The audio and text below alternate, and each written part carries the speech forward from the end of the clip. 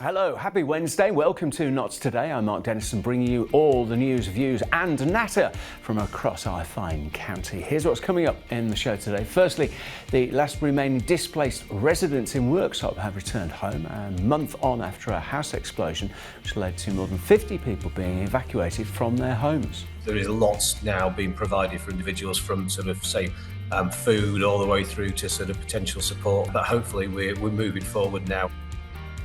Also in the show, we'll be getting a feel for the future as new strides in textiles will help thousands of people born deaf-blind to understand live conversations for the first time. It's all thanks to new research by Nottingham Trent University, who are combining smart textile technology with AI to create a pair of special gloves which convert spoken word into a form of braille. More on that later on. Also, we'll be hearing from businesses and job hunters at the Nottingham Job Fair about what they think to the future of employment across our county.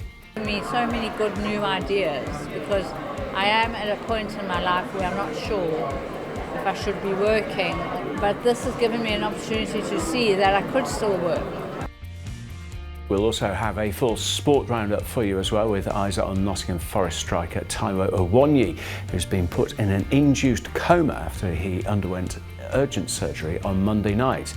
The 27-year-old collided with the post during Sunday's 2-2 draw with Leicester City. Although he was initially recovering well from Monday's surgery, the club has said the injury serves as a reminder to the physical risks of the game. All of that and lots more on the way on today's show. But firstly, residents in Worksop have finally been able to return to their households after an explosion killed a man and damaged multiple properties. The blast, which happened on April the 12th, led to the death of 53-year-old David Howard and caused more than 50 people to be evacuated from their homes. Now, a month on, and authorities say many of the 14 remaining residents are now back on John Street as authorities work to evaluate the forensic evidence they've gathered. Jack Sims has more. A community still reeling from a house blast that led to the death of a man, the destruction of homes and more than a dozen properties inaccessible. The explosion on John Street in Worksop ended the life of David Howard, with the cause of the blast still unknown. This explosion meant more than 50 people were evacuated, leading to a joint investigation between Nottinghamshire Police and Fire and Rescue Service. Days after the blast, Nottinghamshire Police would arrest a man on suspicion of murder. He has since been bailed. But as investigators and firefighters work to clear through the rubble in their search for answers, other residents and the council are left to pick up the pieces. At least 3 homes now need to be demolished, while others have been damaged by debris from the explosion. Since the incident, Bassetlaw District Council has been working with other agencies such as Nottinghamshire County Council and the British Red Cross to continue to support its residents. Help includes accommodation and clothing, with residents rallying together to aid their neighbours. Speaking last month, Bassetlaw District Council's Chief Executive David Armiger told us how the community has been key to rebuilding residents' lives. Some residents need access to food and clothing because they can't get back into their properties. Others just want to talk to somebody or need to be able to get new medication. People really have sort of pulled together on this one. There is lots now being provided for individuals from food all the way through to potential support for things like school uniform. And that is something I think has been a fantastic outcome of this, although it tragic in itself. There's been a lot of positives come out of it, but hopefully we're moving forward now, and so we are just focusing on those key residents who are unable to return. This week, Nottinghamshire Police Chief Inspector Clive Collins said that with the majority of the forensic investigation now concluded, most of the displaced residents have since returned home, finally being able to pick up the pieces and help John Street recover from this tragic event. Jack Sims for Notts TV. Some more news headlines for you now, and firstly, a police officer has received a commendation for bravery after an arsonist was jailed for setting light to his own home. Police were responding to a property fire in Lingmole Close in West Bridgford, and they were informed a woman was still inside. As other officers worked to put out the fire, Police Constable James Cantrill entered the building, wading through the smoke until he located her and stayed with her until fire crews arrived.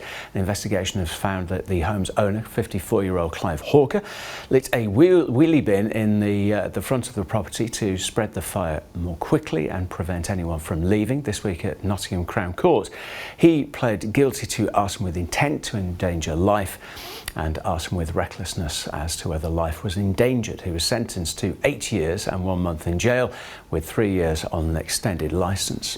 And the family of a woman killed in a car park are calling for tougher rules around driving licences to stop unfit drivers taking the wheel.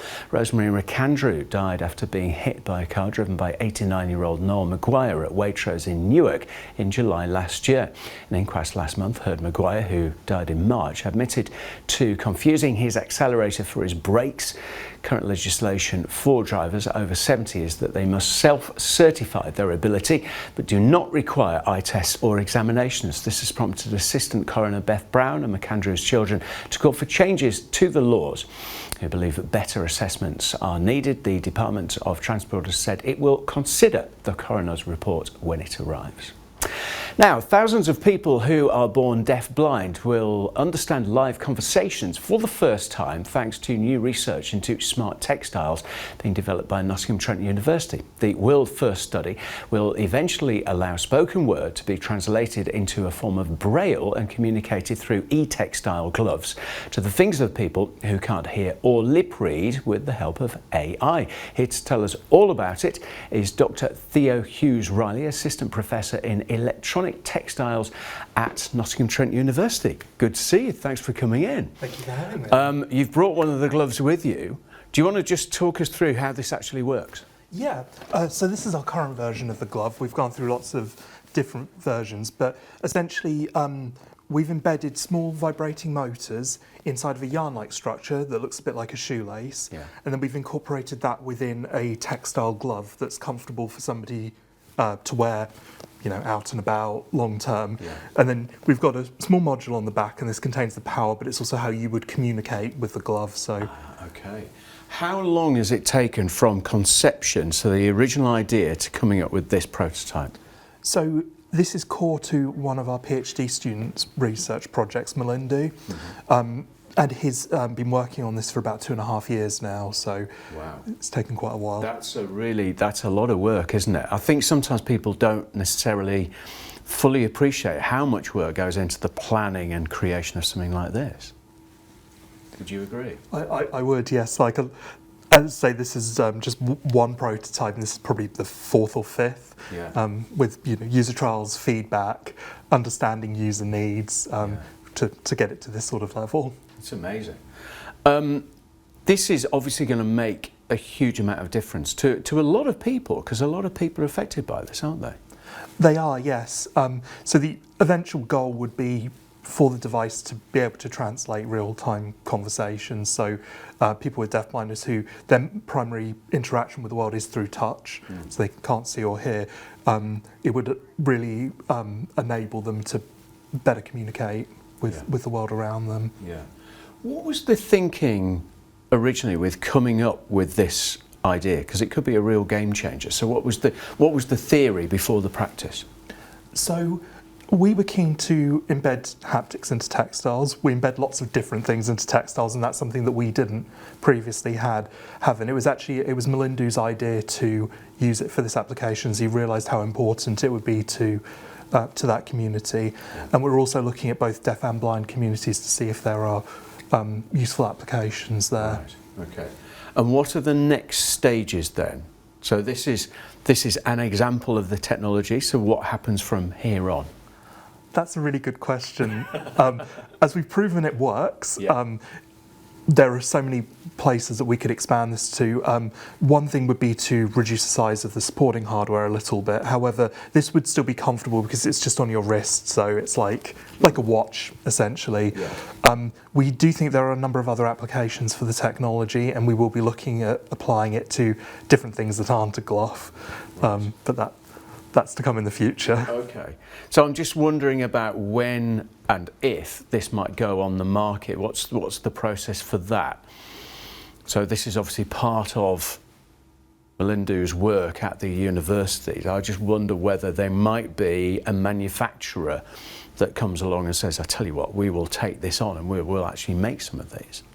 So it definitely could be manufactured in reasonable scale. We currently make all of this in-house, and we have done a lot of manufacturing research to create, particularly to embed small-scale electronics into yarn-like structures. So we have a lot of knowledge in that area, and obviously if somebody did want to take it further, we'd be very interested in talking to them. Well, you know, if anyone's watching this now, get in touch, for goodness sake. You mentioned some of the other things that you do, so as well as gloves like this, helping deaf-blind people, what else can this kind of technology do? So we've done a lot of sensor devices. So we've got textiles that can hear sound, that can detect motion. So we developed a sock for near-fall detection for older adults. Yeah. We made textiles that can light up. We've created textile solar panels. Really, there isn't a limit to what we can embed into textiles. It just takes some time for us to explore the technology, work out how best to integrate it. Amazing. Well, thank you for coming in, and well done to your incredible student as well. Thank you very much indeed, Thea. Thank you. Isn't that amazing? Join us after the break when we'll be talking all things jobs, as well as meeting someone who has a unique eye for Nottingham as well. And we'll have all your sport as well. After this very short break, we'll be back in a moment.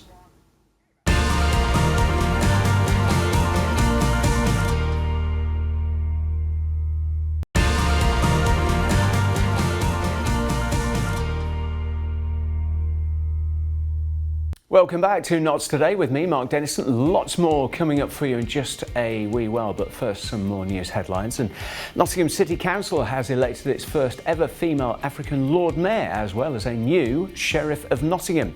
Councillor Patience Ifediora was chosen to be the next Lord Mayor at a full council meeting on Monday, making her Nottingham's first councillor from an African background to take up the position. She's also previously served as Sheriff and is the former Vice Chair of the Nottinghamshire Fire and Rescue Service. Councillor Zafran Khan for Wollaston West and brother of City Council leader Negat Khan was also elected to become the newest Sheriff of Nottingham. If you're looking for work, well, you're not alone, as today the Nottingham Job Fair was open for business at the Most Point Arena. The event serves as the biggest networking space for recruiters and job searchers in the UK. Thousands in attendance and hundreds of local businesses, according to the Office of National Statistics.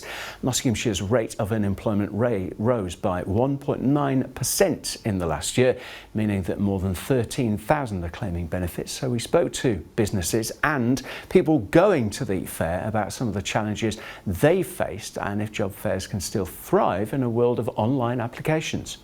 In the UK, it's quite tough, I would say. So even though I have 4+ years of experience in India in architecture industry, a lot of employers are saying that I have to have UK experience, but they are not realizing that I have the experience I have the skills which are easily transferable to any country. Another is they take a lot of time. The recruiting process is so long. It takes almost 3 to 4 months to get their final reply. I think it's great for people who may not be able to get an interview at some companies. This gives them a chance to come and speak face to face with companies. I've got a whole lot of leaflets, and it's given me so many good new ideas, because I am at a point in my life where I'm not sure if I should be working, but this has given me an opportunity to see that I could still work. Speak to as many people as you can. Pick up the phone, call businesses, get your CV out there, and there will be somebody who will take a chance on you. It's time for our final guest of the show now, and we're talking photography. A new exhibition of landscape photography is set to arrive at Nottingham Central Library. Later this month, the exhibition will feature images of Nottinghamshire captured over the last 2 decades, featuring landmarks and staple events. Here to tell us all about it is photographer extraordinaire Tracy Whitefoot, who's in the studio. Hello. Extraordinaire. That's you, that well, is. Thank you very much. That's a very nice way to start. Well, you're very welcome. Thank you. Have you ever done anything like this before? No. I've always Why? said no.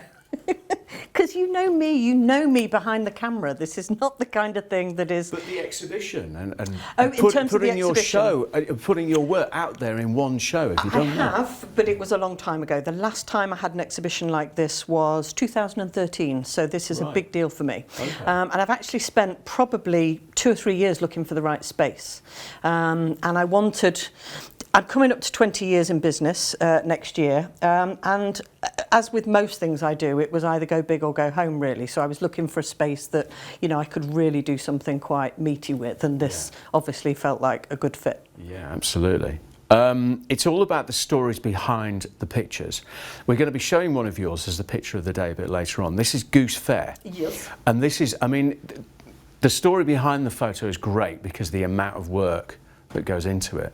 You just telling me as well, it is in an archive that will live, well, forever, basically, isn't it? Yeah, it's in the archive for Nottingham Museums as a representation of Goose Fair in the 21st century. So I was saying, you know, I have this idea that in 100 years' time somebody will get all of those pictures out of Goose Fair and mine will still sit there, and that just feels like a great legacy for a picture, you know, that I've taken. So, yeah. Incredible. Also, so we'll have another look at that a bit later on.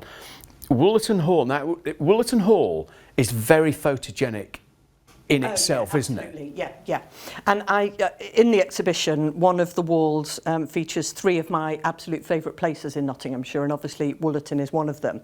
And I go back there time and time again, to be fair, and people always ask me why I go back to the same place, and it's not necessarily about trying to get something better.